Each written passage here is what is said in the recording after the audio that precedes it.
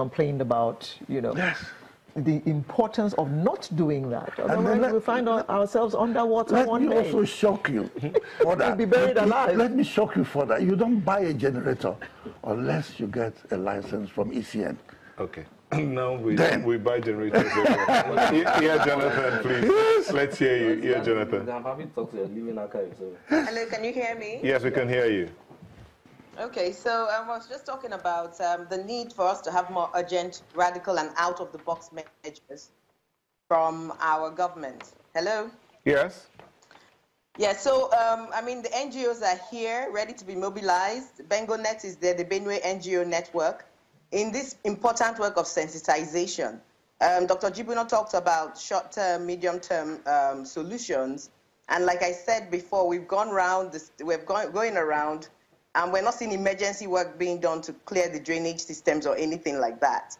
So that's a lot of work that needs to be done. And I think even if there's a call for volunteers, for people to come out and help, so they, you know, people will come out because we understand the challenges and the importance of this.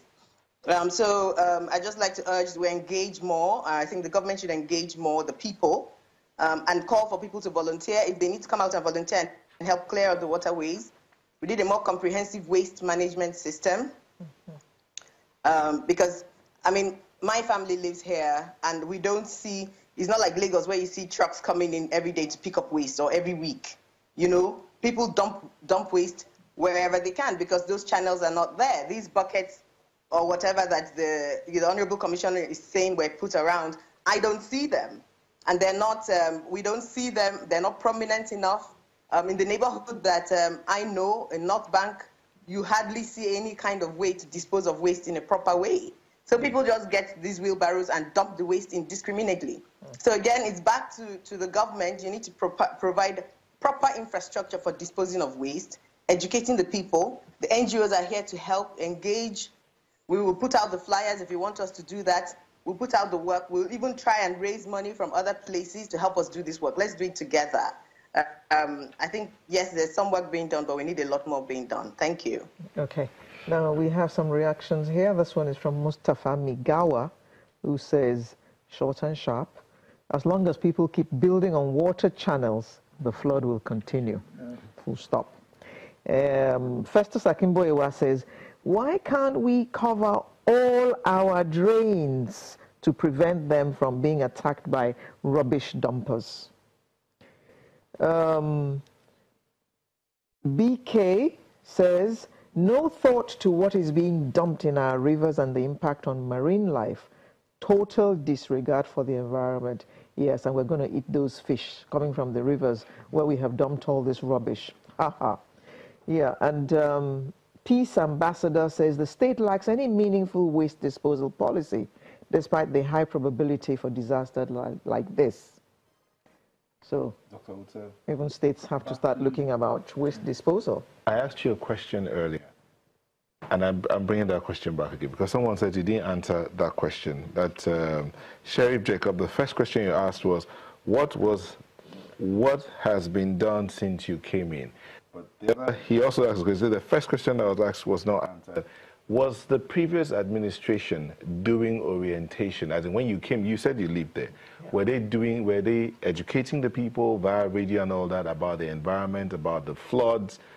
So now that you've come, you just picked up on that. Did you meet anything like that? Actually, there was an enlightenment campaign that was going on in the past. But it was actually not enough. Is it yielding any result? Concerning the flooding, it was not actually yielding results in the sense that when we are talking about as in waste disposal, I'm talking about waste disposal, I'm not talking about other factors. We are talking about waste disposal. There is, as I came on board, what I am now doing is we are trying to see how we can manage our solid waste. Because the way waste was managed in the past was not actually too effective.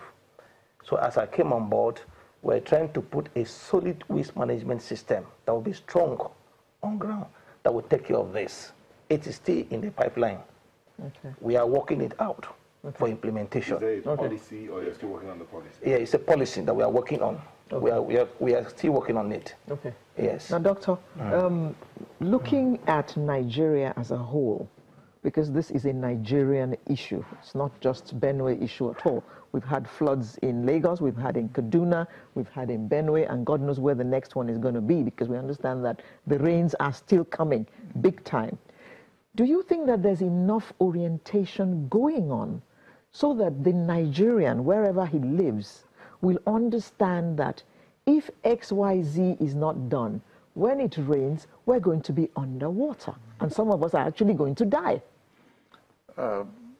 It's a very good question, and I think what your station is doing by allocating airtime, sufficient airtime to this program is commendable, and I want to thank the station for that, because for those of us that have been in this issue of sensitizing people, advocacy I've been on this now for more than almost 50 years.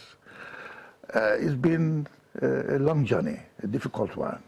But since the media came into it, I mean, it's been a lot easier. And I think the Honorable Commissioner Naja mentioned that by starting his statement by commending you. So I think if that is continued on a fairly regular basis, it will go a long way, because your station is heard all over the country and beyond. So, and I will also engage in fact, if not for my age, I would have invited myself to Benue during this crisis. You know, because there is that need to, use such medium, such activities. This is a pity that it's a disaster, to kind of let people know that this is what you have contributed to. This is what you are bringing upon yourself. So I think using your medium, using some other newspapers are also coming on board. So I think that has to be a continuous, not just to wait until we have disasters like this. So I think that would be my, and of course the NGOs, the civil society organizations are also doing their best in helping out with the sensitization of the people. If we don't do that, people will not know. And, I led a campaign against the Kuru Forest in Cross River not too long ago. Fortunately, they stopped the project for following the campaign. So things like that, and it's also because of the sensitization of the people. Because once we started the campaign, the community joined, and so that is something we have to.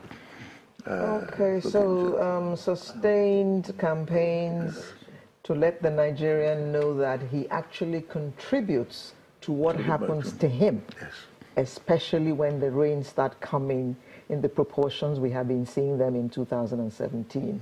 And NIMET tells us it's not going to get any better. No. More heavy rains are coming. So we best listen and do what we're supposed to do. Otherwise, we are going to die. The environment is going to kill us if we don't look after it. So that's the message this morning. And we got that message from two commissioners from Benue State, Dr. Telumon Utsev, who is the Commissioner for Water Resources and the Environment, as well as the Commissioner for Information, Mr. Lawrence. Orientation. Orientation is there, so it's your job. Mr. Lawrence Onoja, we spoke to